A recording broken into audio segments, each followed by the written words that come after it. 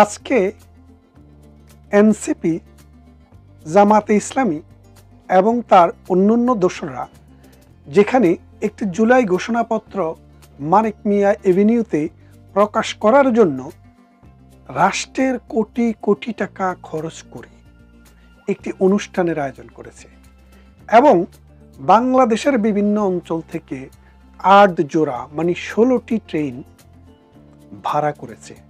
ঢাকায় লোক জড়ো করবে, সেই লোক দিয়ে সমাবেশ করে তারা জুলাই ইস্তেহার বা জুলাই ঘোষণাপত্র দেবে বাংলাদেশের মানুষের জন্য। এখন আজকের পত্রিকায় আপনারা একটু খেয়াল করলে দেখবেন, আজকে এই হাসনাত, এই সার্জিস, এই যারা এই রকমভাবে তাদের যে প্রথম শ্রেণীর যেই সব নেতারা আছে তারা সবাই ওই কক্সবাজারে হানিমুনে গেছে। সেই হানিমুন ট্রিপে তারা কেন গেল? ঢাকাতে এই অনুষ্ঠান রেখে, ঢাকাতে এত বড় একটা অনুষ্ঠান, তাদের জন্য অনুষ্ঠান বড়, যে ১৬টি ট্রেন ভাড়া করা হলো, কোটি কোটি টাকা খরচ করে festoon, banner, television, digital media সব কিছু মানিক মিয়া এভিনিউতে পানুষ উড়ানো হচ্ছে। আমাদের যে মহামান্য প্রধান উপদেষ্টা নোবেল ইউনুস সেখানে আজকে রাত্রে বক্তৃতা দেবেন। ৮টায় জাতির উদ্দেশ্যে তিনি বক্তৃতা দেবেন। ১ বছরে তিনি কি করেছেন, কি করতে পারেননি, দেশকে কতটা ধ্বংস করেছেন, আরও কতটা ধ্বংস করবেন, সেটার ইশতেহার তিনি রাতে আজকে দেবেন। এখন বিষয়টা দাঁড়াচ্ছে কোথায় দেখেন, অথচ তার যে বরপুত্র, তার যে নিয়োগকর্তা, তিনি কিন্তু বলেছেন যে ছাত্ররা হচ্ছে আমার নিয়োগকর্তা। তার যে নিয়োগকর্তা, তার নিয়োগকর্তারা কক্সবাজারে হানিমুনে আছে। এই হানিমুনে কেন গেল? এখন বিশেষ একটা কারণে একজনের সাথে হোটেলে দেখা করতে গিয়েছে, চুরি করে, চুপিসারে। এদিক দিয়ে প্রথম আলো সেটি প্রকাশ করেছে যে পিটার হাস নামে, যে পাতিহাস নামে এক ভদ্রলোক আমেরিকার রাষ্ট্রদূত ছিলেন ঢাকায়।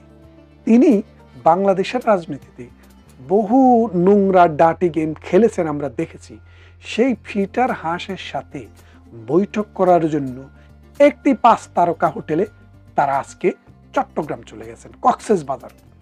তো সেখানে হানিমুনও সারবেন, আবার এই পিটার হাসের সাথে রাষ্ট্র বিক্রির যে দলিল, সেই দলিলের সিগনেচার হবে।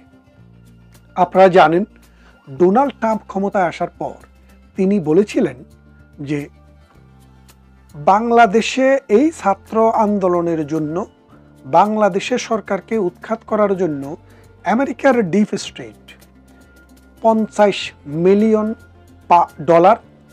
দিয়েছে। তার মধ্যে $21 মিলিয়ন ডাইরেক্ট ঢাকা দিয়ে এসছে, আর $29 মিলিয়ন ইন্ডিয়া হয়ে এসছে। আপনারা জানেন, বৈধ যে চ্যানেল, সেই চ্যানেল দিয়ে কিন্তু আসেন। টাকাগুলো কোত্থেকে কিভাবে এসছে? এই পিটার হাসের মধ্যে দিয়ে পিটার হাস এই টাকা ডিপ্লোম্যাটিক ব্যাগে করে ইন্ডিয়া থেকে এবং আমেরিকা থেকে এনে এই বদি আলম মজুমদার, ওই যে রিজওয়ান হাসান, আসিফ নজরুল, তারপরে আদিলুর রহমান, এদের কাছে এই টাকা হস্তান্তর করেছে। এবং সেখান থেকে মূলত ঢাকা বিশ্ববিদ্যালয়ে ছাত্র কিনা, শিক্ষক কিনা, টোকাই কিনা, এই কাজ করেছে আসিফ নজরুল, এই লুচ্চা আসিফ নজরুল। এই লুচ্চা আসিফ নজরুল এই টাকাটা ডিস্ট্রিবিউট করেছে। ডিস্ট্রিবিউট করার পর এই আন্দোলনটাকে তারা চাঙ্গা করেছে। সেখানে তাদের একটা এগ্রিমেন্ট ছিল আমেরিকার সাথে। 3টা বিষয় আমেরিকাকে দিয়ে দিতে হবে। 1, চট্টগ্রাম বন্দরটি দিয়ে দিতে হবে। 2, বার্মার সাথে এটি করিডোর দিয়ে দিতে হবে। 3, বঙ্গোপসাগরের ডিপ সিতে একটি সমুদ্র বন্দর তাদেরকে দিতে হবে, যেখানে আমেরিকা সত্য নৌবহর নিয়ে তাদের একটি সেনা ঘাঁটি করবে।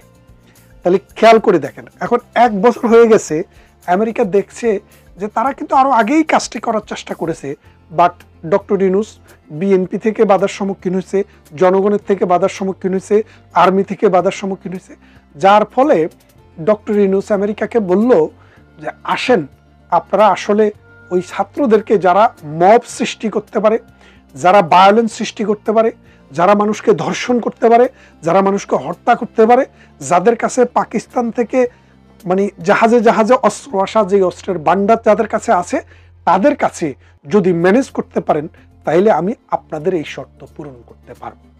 তখন পিটার হাস ডক্টর ইউনূসকে রেখে এই বাটপাতদেরকে ডেকেছে, আসো আমি বঙ্গোপসাগরের পাদদেশ, বঙ্গোপসাগরের উপকূলে এই কক্সবাজারের সমুদ্র সৈকতে একটি 5 তারকা হোটেলে আসি, তোমাদের জন্য সবকিছুর ব্যবস্থা রেখেছি, মদ, নারী, জুয়া, যা চাও সবকিছু তোমাদের জন্য সেখানে আছে, আসো মোজ করো, মাস্তি করো।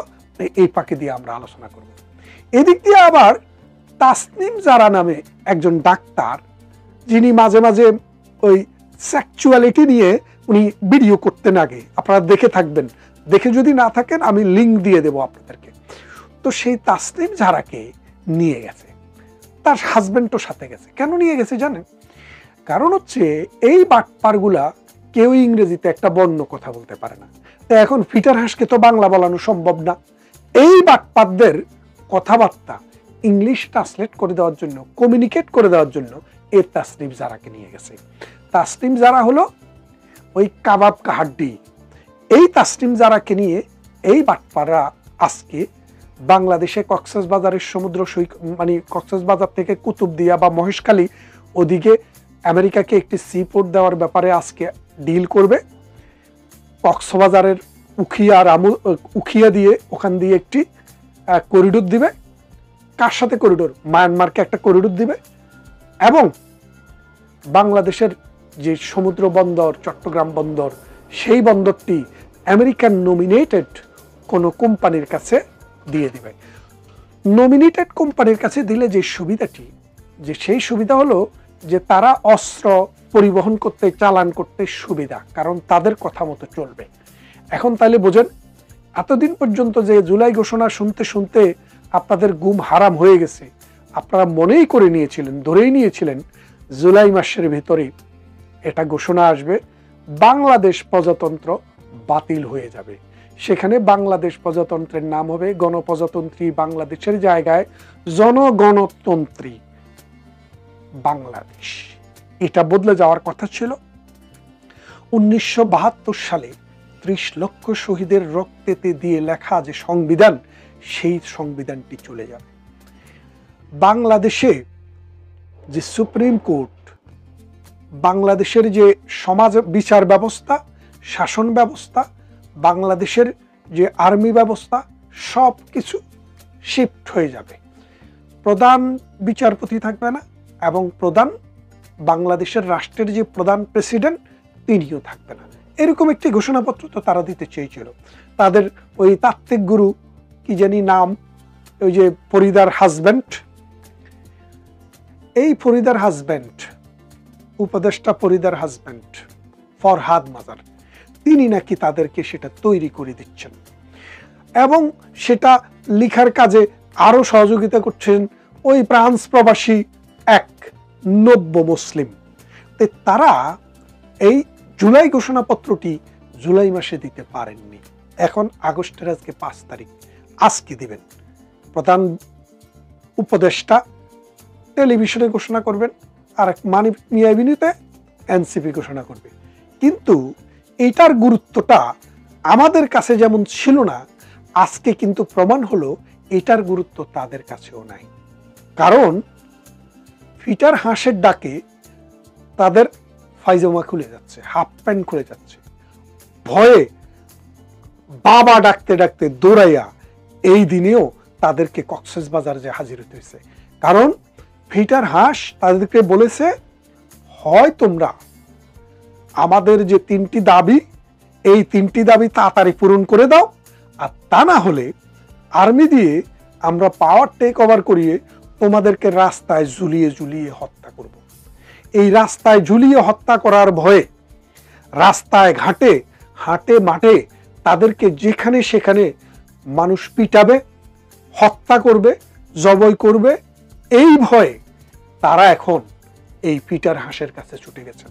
কারণ বাংলাদেশকে গত 1 বছরে অর্থনৈতিকভাবে বাংলাদেশের ভ্যালু, অর্থাৎ টোটাল যে বাংলাদেশের ভ্যালু 3 ভাগের 1 ভাগ ড্যামেজ হয়ে গেছে 1 বছরে। আরো 1 বছর যদি তারা থাকে, বাংলাদেশের ভ্যালু অর্ধেক কমে যাবে। বিচার ব্যবস্থা বলে বাংলাদেশে আর